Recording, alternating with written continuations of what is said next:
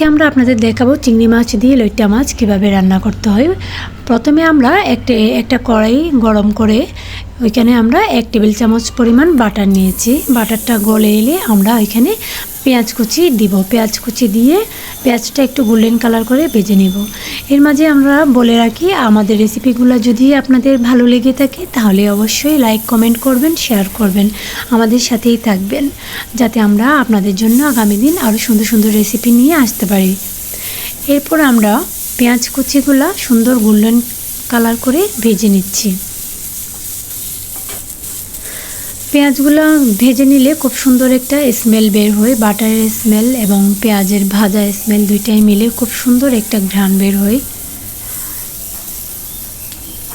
অন্যরকম একটা টেক্সচার আসে খাবারে।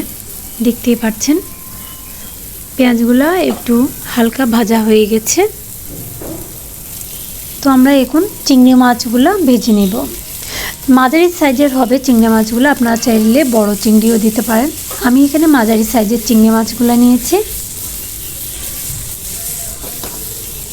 আমি এখানে চিংড়ি মাছের বুকের খোসাটা ছেড়ে নিয়েছি, লেজের অংশটা রেখেছি যাতে একটু দেখতে সুন্দর লাগে। চিংড়ি মাছগুলো ভাজলে লাল লাল হবে, দেখতে সুন্দর লাগবে, ঘ্রাণও ভালো আসবে, খেতে মজা হবে।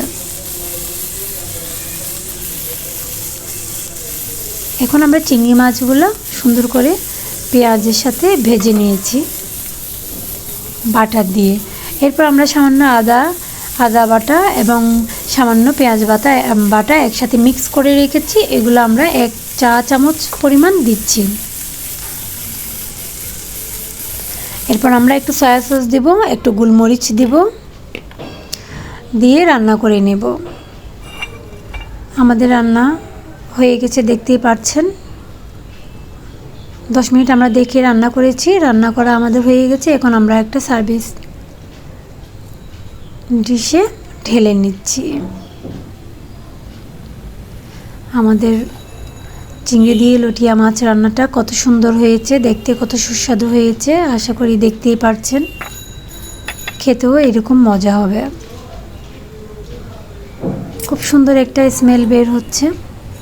হয়ে গেছে আমাদের চিংড়ি দিয়ে লটিয়া মাছ রান্না রেসিপি।